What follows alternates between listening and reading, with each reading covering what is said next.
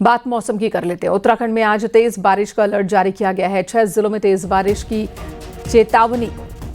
वहीं आपदा प्रबंधन विभाग ने सभी जिलों को अलर्ट भेजा है। चौकन्ना रहने के लिए कहा गया है। इसी के साथ प्रशासन ने लोगों से बरसाती नदी नालों से दूर रहने की अपील की है और पहाड़ पर यात्रा के वक्त सावधान रहने को भी कहा। बारिश में कई बार लैंडस्लाइड की घटनाएं कई जगहों पर हो चुकी हैं और ऐसे में लोगों से सतर्क रहने को कहा गया है।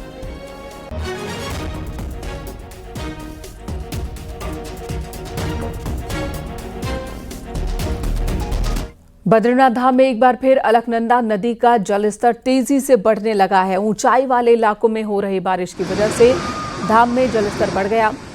ब्रह्म कपाल और गांधी घाट तक नदी का तेज बहाव पहुंच चुका है। हालांकि मौके पर पुलिस प्रशासन ने तीर्थयात्रियों को जाने से रोका है।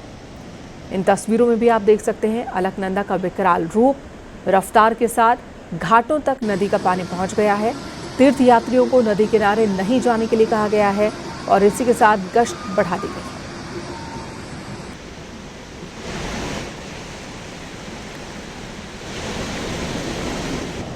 नितिन सेमवाल हमारे सहयोगी चमोली से इस वक्त हमारे साथ जुड़ गए हैं। नितिन, अलकनंदा अपने रौद्र रूप में बहती हुई दिख रही है। तेज रफ्तार और पानी का जलस्तर है वो भी बहुत ज्यादा हो गया है। ऐसे में अब क्या इंतजाम किए गए हैं, लोगों से क्या अपील की गई है और किन किन इलाकों में इसका असर सबसे ज्यादा देखने को मिल रहा है? जी, निश्चित रूप से अगर देखा जाए तो पहाड़ों में पिछले 24 घंटे की अगर बात करें तो तेज बारिश हुई है, जिसकी वजह से जो नदियों का जलस्तर है वो बढ़ गया है। चाहे अलकनंदा नदी हो, धौली नदी हो, तो सभी का जलस्तर बढ़ा है। और दोपहर के बाद जो ऊंचाई वाले इलाकों में जब ग्लेशियर पिघलते हैं तो इसका असर बहुत ज्यादा देखा जाता है। बद्रीनाथ धाम में ब्रह्म कपाल, गांधी घाट हो या तप्त कुंड का जो क्षेत्र है, वहां पे लगातार पानी, जो नदी का जो जलस्तर है और उसका जो पानी है वो लगातार ऊपर की तरफ आ जाता है। इसलिए प्रशासन ने फैसला लिया है कि शाम जब हो जाएगी तो वहां पे किसी भी तीर्थयात्री को नहीं भेजा जाएगा। कुल मिलाकर अगर देखा जाए तो अलकनंदा नदी इन दिनों काफी रौद्र रूप में बह रही है। इसके अलावा जो ग्रामीण इलाकों के जो नदियां हैं, छोटी छोटी जो नाले हैं, वो भी इन दिनों उफान पर बह रहे हैं, जिसकी वजह से मुश्किलें काफी बढ़ रही हैं। बारिश की वजह से अगर देखा जाए तो सड़कों का सबसे ज्यादा बुरा हाल है। सड़कों पर जगह जगह पानी भरा हुआ है, जल भराव की स्थिति है, गड्ढे हो चुके हैं। तो कहीं ना कहीं जो लगातार मौसम बदल रहा है उससे मुश्किलें लगातार बढ़ रही हैं। और अगले 24 या 36 घंटे की बात करें तो पहाड़ों में इसी तरीके से मौसम बना रहेगा। जी, धन्यवाद आपका नितिन, पूरी जानकारी देने के लिए। तो अगले 24 से 25 घंटे तक यही स्थिति बनी रह सकती है। लोगों से सतर्क रहने को कहा गया है। इधर उत्तरकाशी में यमुनोत्री हाईवे सोमवार से बंद है। स्याना चट्टी के पास हाईवे बंद हुआ। पहाड़ी से भारी भारी बोल्डर सड़क पर आ गए, जिसकी वजह से रास्ता ब्लॉक हो गया है। सड़क बंद होने से कई यात्री फंस गए हैं। इस वक्त हाईवे खोलने का काम चल रहा है।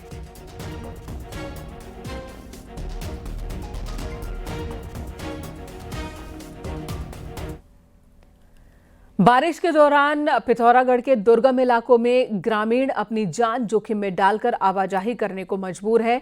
मदकोट क्षेत्र में पैदल पुल नहीं होने की वजह से लोग परेशान हैं और उफनते नाले को इसी तरह से पार कर रहे हैं।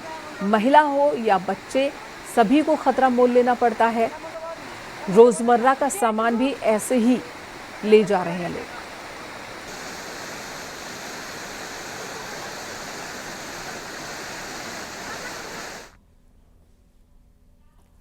उत्तराखंड में जबरन धर्मांतरण और सनातन के नाम पर ठगी के खिलाफ अब सरकार आर पार की लड़ाई में है। ऑपरेशन कालनेमी की कमान अब एसआईटी के हाथों में है। वहीं छांगुर गैंग के बाद सरकार और भी ज्यादा सख्त हो गई है।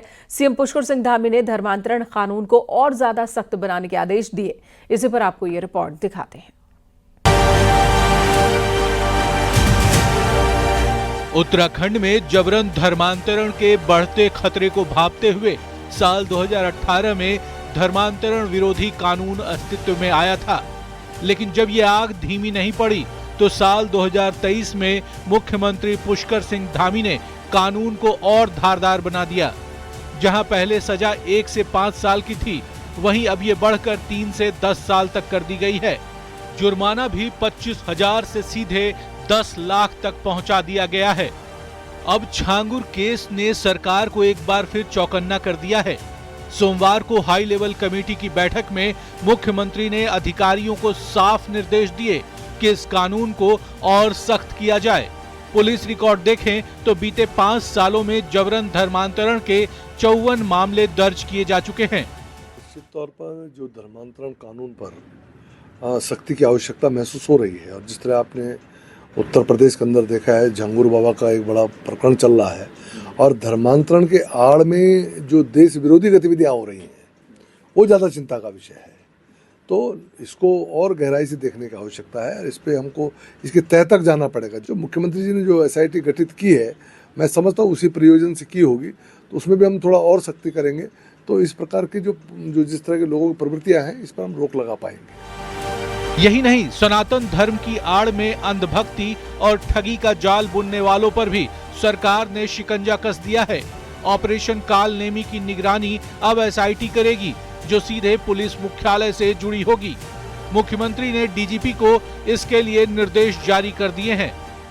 देखिए, मैं माननीय मुख्यमंत्री जी की इस सराहनीय पहल को मैं माननीय मुख्यमंत्री जी को बधाई देता हूँ कि उन्होंने इस उत्तराखंड को, ये देवभूमि हमारी, हम सनातन धर्मवासी है, तो जाहिर सी बात है, क्योंकि हम ये देवभूमि हैं तो देवभूमि की रक्षा करना हम सबका कर्तव्य है। और मैं कहता हूँ कि ये और जितना सख्त से सख्त कानून बने, और सख्त कानून बनना बहुत ज़रूरी है। मैं माननीय मुख्यमंत्री जी ने जो ये पहल की है, उसके लिए मैं उनको बधाई देता हूँ।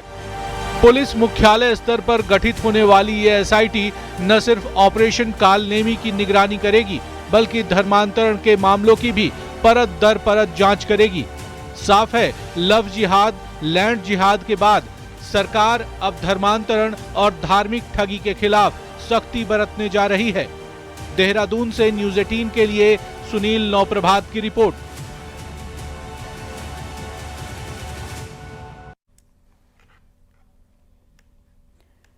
हरिद्वार के मनसा देवी मंदिर में रविवार को हुई दुर्घटना के बाद सोमवार को सचिवालय में CM धामी ने उच्च स्तरीय बैठक ली, जिसमें मुख्यमंत्री ने मंदिरों में श्रद्धालुओं की बढ़ती संख्या को ध्यान में रखते हुए मनसा देवी मंदिर, नीलकंठ महादेव, धारी देवी, पूर्णागिरि मंदिर, कैंची धाम, जागेश्वर समेत राज्य के प्रमुख धार्मिक स्थलों के सुनियोजित विकास के लिए आवश्यक दिशा निर्देश दिए।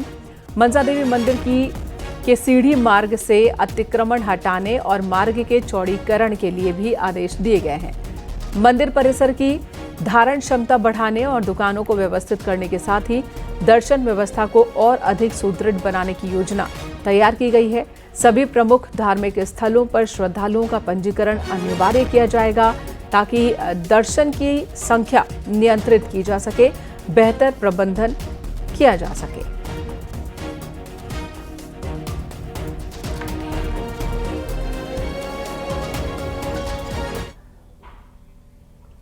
उत्तराखंड के सभी पौराणिक मंदिरों का सुरक्षा ऑडिट होगा। हर 15 दिन पर मंदिरों का ऑडिट किया जाएगा। CO रैंक के अधिकारी को इसकी जिम्मेदारी दी जाएगी। IG गढ़वाल ने सभी जिलों को इसके निर्देश दिए हैं। हरिद्वार में मनसा देवी मंदिर में भगदड़ के बाद ये बड़ा फैसला लिया गया। सुरक्षा के साथ साथ क्राउड मैनेजमेंट पर फोकस होगा। गढ़वाल IG ने सभी जिलों को निर्देश जारी कर दिया कि पौराणिक मंदिरों की सुरक्षा व्यवस्था की नियमित जांच की जाए।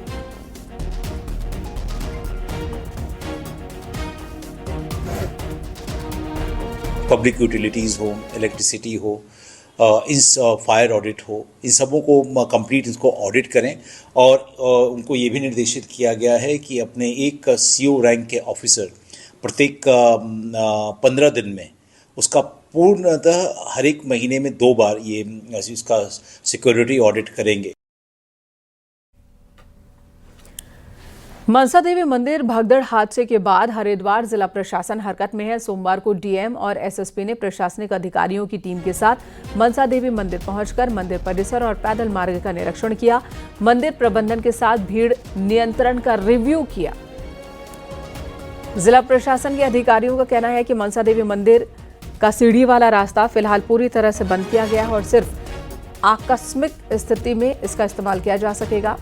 जो वन वे होगा, सीढ़ी मार्ग को मंदिर में आने वाले श्रद्धालुओं के लिए बंद किया गया है, लेकिन निकलने की व्यवस्था रहेगी, वो भी इमरजेंसी की कंडीशन में। अवैध दुकानों को भी हटाने की प्रक्रिया शुरू की जा रही है।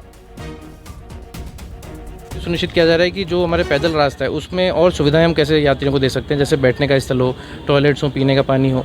तो उसके लिए भी आज स्थल कुछ चयनित किए गए हैं, पार्किंग के स्थल चयनित किए गए हैं। आगे इस पर भी प्लान किया जाएगा कि जो सीढ़ी मार्ग आकस्मिक एग्जिट के लिए ही यूज़ किया जाएगा, उसमें अब किसी भी प्रकार से कोई भी यात्रीगण तो सिंगल वे पे ही चलेंगे, जो मुख्य मार्ग से होते हुए मंदिर तक जाएंगे। और मंदिर के अंदर की कैपेसिटी को भी एक बार एनालिसिस किया जा रहा है कि कितनी कैरिंग कैपेसिटी मंदिर प्रांगण में आ सकता है। उसी के हिसाब से जो हमारा जो पब्लिक का जो मूवमेंट है उसको तय किया जाए। बीजेपी सांसद अनिल बलूनी ने सोमवार को जूना अखाड़े के पीठाधीश्वर आचार्य महामंडलेश्वर स्वामी अवधेशानंद गिरी महाराज से मुलाकात की और उनका आशीर्वाद लिया।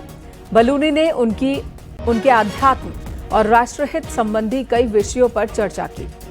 अनिल बलूनी ने कहा कि स्वामी अवधेशानंद जी की दुनिया में भारतीय ज्ञान परंपरा और दर्शन को प्रसारित करने में भूमिका सराहनीय है।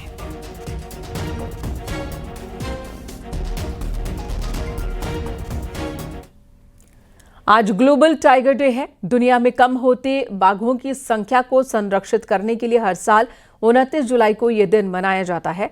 बाघों को संरक्षित करने में कॉर्बेट टाइगर रिजर्व का बड़ा योगदान है। इसी पर आपको ये रिपोर्ट दिखाते हैं।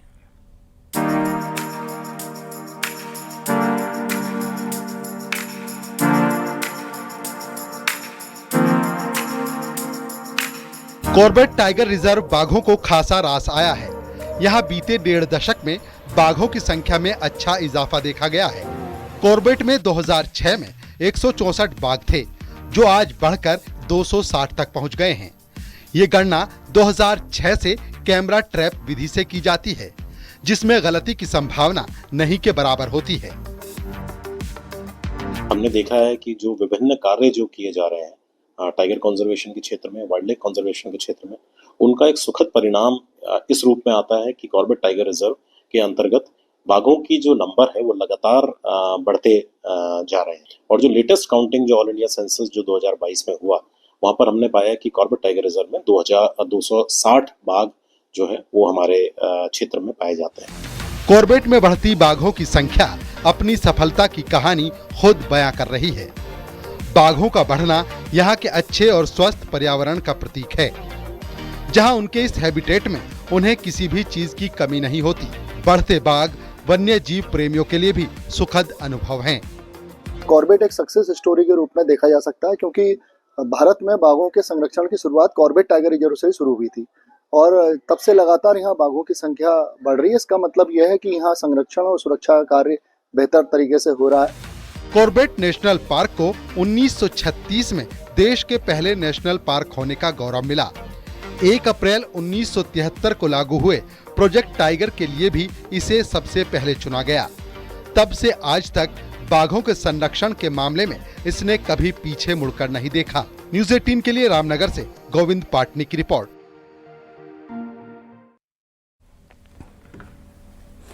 खबर रुद्रप्रयाग से, जहां जिला मुख्यालय के पास एक महिला ने अचानक ही मंदाकिनी नदी में छलांग लगा दी। हालांकि तत्काल ही फायर सर्विस के जवानों ने महिला को बचाया और नदी से बाहर लेकर आए, लेकिन इस दौरान महिला ने दोबारा नदी में छलांग लगाने की कोशिश की। इस बार भी तुरंत एक्शन लेते हुए फायर जवानों ने महिला को बाहर निकाला और नदी से दूर किया। बताया जा रहा है कि महिला मानसिक रूप से परेशान है। अब महिला के परिवार की तलाश की जा रही है ताकि उन्हें सुपुर्द किया जा सके। बाहर निकाला गया, संभवतः यहाँ पर सूचना।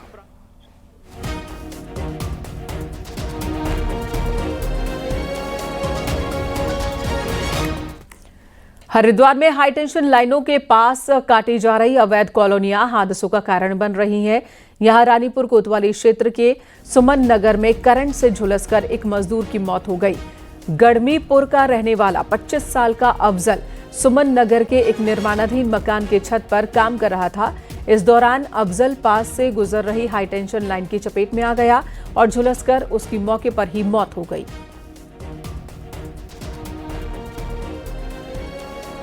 सुमन नगर के अंदर गली नंबर 2 के अंदर करंट लगने के कारण जो है मृत्यु हो गई। इसके अंदर जो है पुलिस द्वारा है जो पंचायतनामा की कार्रवाई कर दी गई और जो है शरीर है उसको पोस्टमार्टम के लिए भेज दिया गया। देहरादून अपने बेकरी प्रोडक्ट्स के लिए देश भर में जाना जाता है, लेकिन आज हम आपको ऐसी बेकरी में लिए चलते हैं जिसके प्रोडक्ट्स में रागी बुरांश तो शामिल है, साथ ही खास है इसे चलाने वाले, और नाम दिया गया है साइलेंट बेकरी।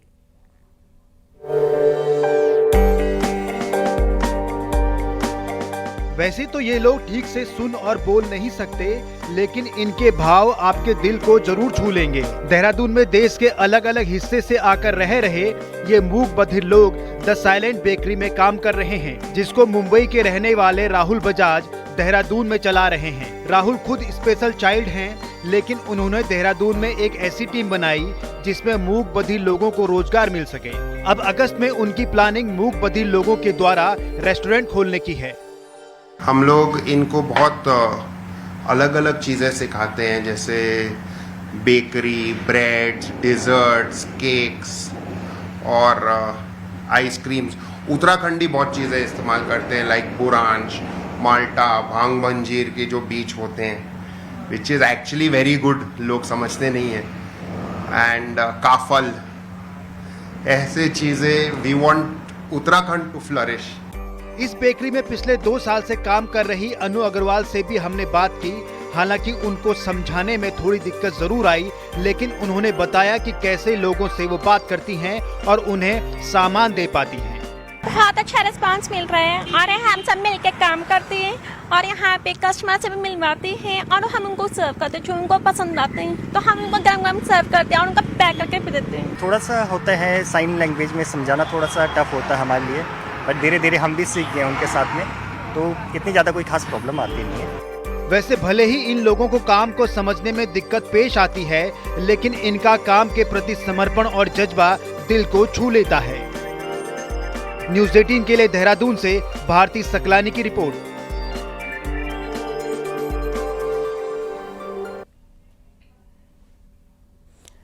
रुड़की में बिजली विभाग की बड़ी लापरवाही सामने आई। सोलनपुरम में एक कंज्यूमर को 1 महीने में 1,09,000 रुपए का बिल आया, जबकि उपभोक्ता ने 2024 में बिजली बचत के लिए सोलर पैनल लगवाया था। उसके बाद से उनका बिजली बिल शून्य था, लेकिन 5 जून को स्मार्ट मीटर लगवाने के बाद 1 लाख से ज्यादा का बिल आ गया, जिसकी शिकायत विभाग से की गई है। माध्यम से मेरे ऊपर 1,09,173 रुपये का जो बिल है मेरे ऊपर ही चढ़ा दिया गया, और उसके बाद जो 4200 रुपये मेरे थे जो सरकार के, उसको माइनस करके 1,04,951 रुपये का ड्यूज मेरे ही तरफ दिखा दिया।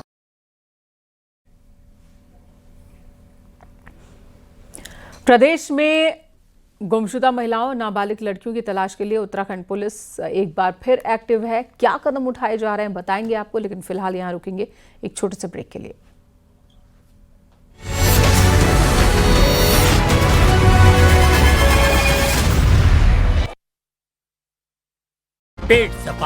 आप देख रहे हैं न्यूज़ 18 उत्तर प्रदेश उत्तराखंड।